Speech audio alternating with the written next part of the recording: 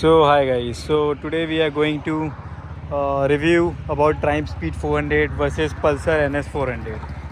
So आज हम देखेंगे कौन सी बाइक ज़्यादा बेटर है दोनों में से।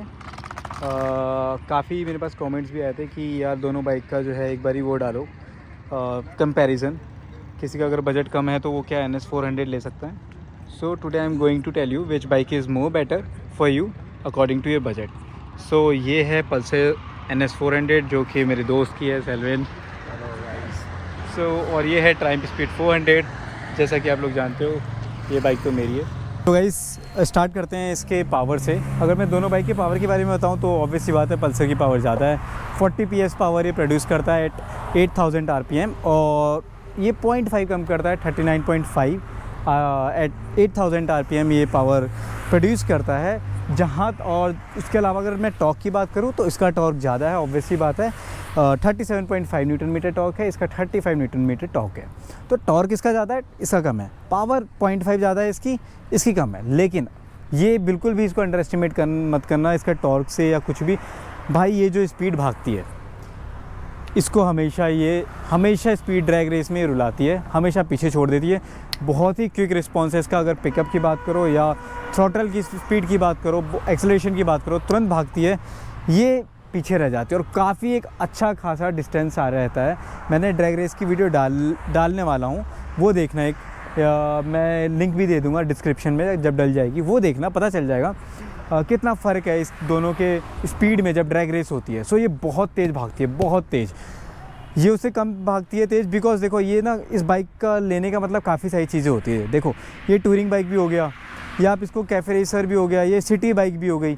ये इसमें आपको टूरिंग करने में थोड़ी सी वैसे तो दिक्कत नहीं आएगी, बट इसका टूरिंग करने में स्टिल इससे थोड़ी सी कम कैपेबल है। मैं आपको बताता हूँ क्यों। इसके अगर टायर साइज़ देखोगे, टायर साइज़ इससे थोड़े से छोटे हैं। इसके पीछे वाले भी टायर साइज़ छोटे हैं, इसके बड़े हैं। इनफैक्ट ये थोड़े से मोटे भी है टायर। ब्रेक्स की बात करूँ, इसमें सिंचर डिस्क पैड है, इसमें सिंचर डिस्क पैड नहीं है बट नॉर्मल डिस्क पैड है। बट दोनों के ब्रेक्स बहुत ही अच्छे वर्क करते हैं, बहुत ही अच्छे ब्रेक्स हैं।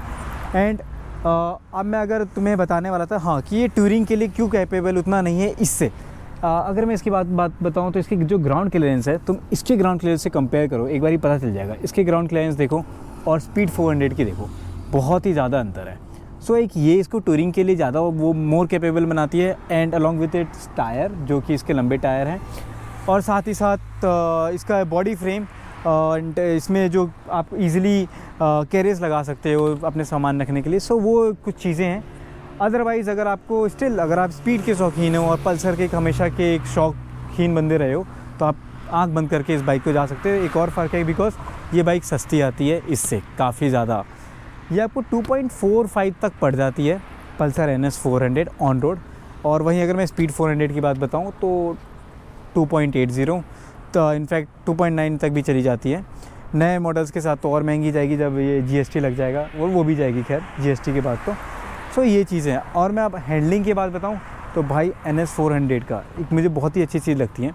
स्पोर्ट्स बाइक होने के बावजूद भी जो इसकी हैंडलिंग है ना, बहुत ही अच्छी है। पहले जो पल्सर की हैंडलिंग आती थी वो एग्रेसिव थी। जैसे मैं आपको बताता हूँ, जो मैंने हैंडल उसमें लगा रखे हैं, मतलब झुक के चलाना, ये पुराने वाले पल्सर में थी। बट अब देखोगे कितने कंफर्ट में, पूरा पोस्चर एकदम सीधा रहता है। आप इजीली कहीं सिटी राइड के लिए ये बहुत ही बेटर रहेगा आपको। हाँ, थोड़ी सी हल्की भी है उससे, थोड़ी सी कंपैरेटिवली। सो सिटी राइड के लिए बहुत ही अच्छा फील होगा। हैंडल्स बहुत ही अच्छे हैं। डिजिटल क्लस्टर है यहाँ पे। मैं आपको एक बार डिजिटल इंस्ट्रूमेंट दिखा देता हूँ इसमें क्या क्या सारी चीज़ें हैं। सबसे एक अच्छी चीज़ लगती है जो वो बाइक मिस करती है, इसमें मोड्स हैं। यहाँ पे देख रहे हो, sports mode, rain mode, off road mode. So एक अलग अलग मोड्स है। एंड ट्रिप्स, सिंपल वो जो ट्रिप्स के व्हीकल इन्फो, कनेक्टिविटी, ये सब जो, तो चलो ये सब तो बेसिक है। बट ये जो अच्छी चीज़ मुझे लगती है मोड्स है। मोड्स के अकॉर्डिंग आप अपना एवरेज ही बना सकते हो। अगर आप नॉर्मल मोड पे चला रहे हो तो एवरेज बना सकते हो। स्पोर्ट्स में ना चला के हमेशा, मतलब उतनी आउटपुट नहीं देगी आपकी बाइक, एक नॉर्मल आउटपुट देगी जिसकी वजह से आपका एवरेज बना रहेगा। एंड उसमें अगर बात करें तो इसमें ये मोड्स नहीं है, वो एक रॉ बाइक है। आप 0 to 160 चलाते रहो, रॉ है, इसमें कोई मोड्स नहीं है। अब मैं इसकी हैंडलिंग की बात करूँ, हैंडलिंग इसकी भी अच्छी है स्टॉक वाली, उसमें भी कोई इशू नहीं है, नो डाउट। इसमें डिजिटल क्लस्टर पूरा नहीं आता। इसमें जो है स्पीडोमीटर है एनालॉग वाले, प्लस डिजिटल क्लस्टर है जिसमें आप ट्रिप्स, ABS, इमोबिलाइज़र, इन सब के सेंसर्स है, ये सब है। इसमें पूरा डिजिटल क्लस्टर है। सो ये एक चीज़ है। NS में डिजिटल है, इसमें डिजिटल नहीं है। नाउ अगर मैं इसके अलावा बात बताऊँ, लुक्स आप देख सकते हो, ये बहुत ही ज़्यादा एग्रेसिव लगती है। एक बार देखो खड़े हुए कितनी अच्छी लग रही है, बहुत ही प्यारी लगती है बाइक मेरे को, बहुत ही एग्रेसिव लुक देती है। ऐसा लगता है कोई लाइक डुगाटी का बढ़िया सा मॉडल खड़ा हो या BMW का, और वाइट कलर में तो सबसे बढ़िया और बढ़िया लुक करके देती है। इसके साथ ना टायर हगर आता है, साड़ी गार्ड आता है, वो हटा दो, जैसे मैंने उस बाइक में भी हटा रखा है, दोनों में हटा रखा है, वो हटा दो। उसके बाद लुक्स देखो तुम बाइक की, भाई मज़ेदार है।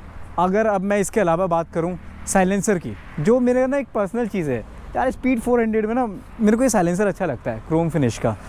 उसमें साइलेंसर नहीं है, उसमें साइलेंसर नीचे है, तो वो एक मेरे को ना उतना ना ठीक नहीं लगता। हाँ, तो ना आवाज़ भी ये मेरे को उसकी उतनी अच्छी नहीं लगती जो आपका स्टॉक आवाज़ जो आपको इसके साथ मिलेगा। वो स्टॉक आवाज़ ना मेरा दोस्त वहाँ से गाली दे रहा है बट ये फैक्ट है, स्टॉक आवाज़ मुझे उसकी इतनी बेटर नहीं लगती जितनी NS 400 की लगती है, सॉरी स्पीड 400 की लगती है। ऊपर से इसमें मैंने स्टॉक ये पूरा एग्जॉस्ट सिस्टम भी चेंज करा रखा है, आप उसमें नहीं करा सकते। ये चीज़ है वो है। बाकी मॉडिफिकेशन तो अल्टीमेट करवा सकते हैं। हाँ, स्टिल आप उसमें करवा सकते हो, आफ्टर मार्केट आजकल लगी जा रहे हैं। अब मैं इसके अलावा तुम्हें इसके अलावा कुछ चीज़ें बताऊं तो मैंने कंफर्ट बता दिया, एवरेज बताता हूँ। दोनों की एवरेज सेम है। इनफैक्ट मेरे दोस्त ने तो बताया कि उसकी एवरेज तो और ख़राब दे रही थी NS 400 इन स्टार्टिंग। अभी पता नहीं कैसी है सर्विस के बाद, अभी भी शायद ख़राबी है। तो वो चीज़ है, इसने तो मेरे को क्लेम करा है कि 20 से भी ऊपर नहीं दे रही है, 15 तक दे रही है, बट पता नहीं कैसे 15 दे रही है। 15 हो सकता है कुछ शायद इसने मेंटेनेंस अच्छे से नहीं रखा हो, बिकॉज बजाज का इंजन बहुत अच्छा, ऊपर से मोड्स है इसमें, अगर आप नॉर्मल मोड्स में चलाओ। हाँ, इसकी एक बात अलग है, ये हमेशा जो है हमेशा एक्सलेट करके चलाता है, मतलब हमेशा रेस में रहता है, हाई रेफ पे बाइक चलाएगा। तो उसका एक बहुत बड़ा रीज़न है जिसकी वजह से इसकी बाइक की एवरेज नहीं देती। मेरी बाइक अच्छी एवरेज देती है, सेम सीसी, उससे ज़्यादा पावर, उससे ज़्यादा टॉर्क होने के बाद एवरेज अच्छी है, 30-35 दे देती है। इसका मतलब क्या है, आपके चलाने के स्टाइल पे डिपेंड करता है। मेरा दोस्त अच्छे से नहीं चलाता इसलिए उसकी बाइक एवरेज नहीं देती। अब वो अगर अच्छे से चलाएगा, अच्छे से सर्विस कराएगा, बहुत ही अच्छी एवरेज देगी। सो 30 आप मान के चलो, 30 ज़्यादा एकदम हाई स्पीड में चला रहे हो तो 25 मान के चलो। ब्रेक्स दोनों बाइक के अल्टीमेट है भाई, कोई डाउट नहीं है, कोई डाउट नहीं। सर्विस की बात बताऊँ, ट्राइम बजाज ही इसको बनाती है, ट्राइम को भी। सर्विस में ट्राइम आपको ज़्यादा बेटर लगती है बजाज की सर्विस से, बिकॉज बजाज में ना बहुत भीड़ होती है, उसकी इतने सारे बाइक्स हैं ना, बहुत भीड़ होती है। उसका सर्विस मेरे को उतना सेटिस्फैक्शन वाला नहीं लगा, मैं गया था, इसको भी नहीं लगा मेरे दोस्त को। हाँ, मेरे को काम पूरा अच्छे से करता है, बट जो ट्राइम पे क्लास रखता है ना, वो स्पोर्ट्स बाइक की क्लास रखता है, वो क्लास नहीं रख रहा पल्सर बजाज। वो एक चीज़ है, वो रख दे तो और बेटर है। बाकी हाँ, सस्ती होती है उसकी सर्विस, इससे उतनी नहीं बट थोड़ी सी इसकी सर्विस सस्ती है इससे। जैसे मैं आपको बताता हूँ, डिस्क पैड 3000 के चेंज हुए हैं, इसके डिस्क पैड आपके 3000 के चेंज नहीं होंगे। सो वो एक फ़र्क है, और बाकी तो बजाज ही बना रहा है, दोनों सेम चीज़, तो कोई इसमें कमी नहीं है, सेम ही चीज़ होने वाली है, सेम सर्विस होने वाली है। सर्विस वैसे भी बहुत ही अफोर्डेबल है, कोई महंगी नहीं होती भाई, बुलेट से बहुत सस्ती है, 350 सीसी बुलेट से बहुत सस्ती है। 2500 में आपकी 2700 रुपये में सारी सर्विस होगी। लाइट का मैं बता देता हूँ, लाइट आउटपुट बजाज NS 400 का बहुत ही अच्छा है इसके मुकाबले। इसकी लाइट अच्छी नहीं है, मैं इनफैक्ट थोड़ा सा आपको शो करके दिखा देता हूँ। Let me show you.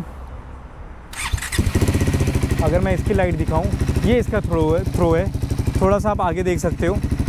मेरे को इसका 1 मिनट रुक जाओ, बंद कर दो। ये इसका थ्रो है, ठीक है, ये रहा। अब मैं पल्सर NS 400 का दिखाता हूँ आपको।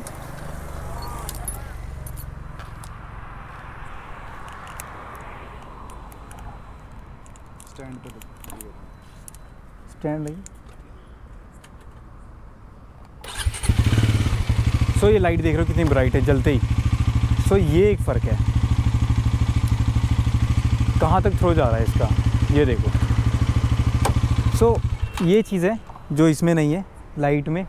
लाइट इसकी अच्छी है, सर्विस बता दी मैंने, स्पीड बता दी, उसकी स्पीड ज़्यादा है, बट टॉर्क इसका ज़्यादा है। ऑफ रोडिंग में आपको मदद मिलेगी, सिटी राइड में दोनों बहुत ईजिली चला सकते हो। हाइट, उसकी हाइट थोड़ी सी ज़्यादा है इससे, उसकी हाइट ज़्यादा है, उस पर आपके पाँव थोड़े से कम नीचे पहुँचेंगे, इसकी हाइट स्टिल मैनेजेबल है।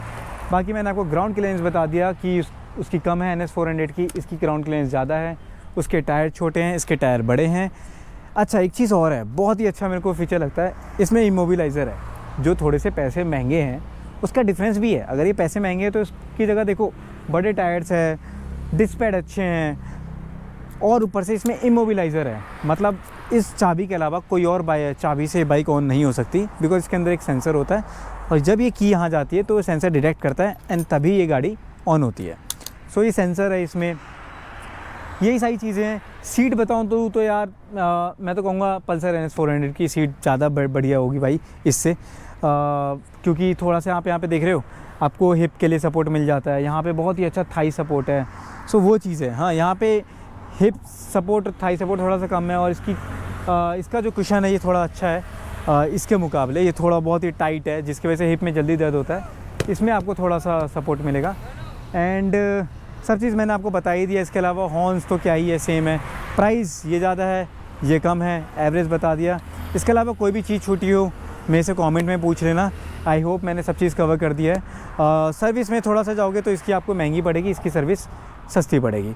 हाउएवर बजाज से ही दोनों एफिलेटेड है, बट टाइम का एक अलग सर्विस सेंटर है, और मॉडिफिकेशन जितनी चाहो उतनी करवा सकते हो, चाहो तो इस पर, चाहो तो इस पर। लुक्स आपके सामने हैं। अब आप डिसाइड कर लो आपको कौन सी बाइक लेनी है। GST आने के बाद वैसे भी महंगी होने वाली है थोड़ी सी बाइक दोनों, तो वो आप डिसाइड कर लो।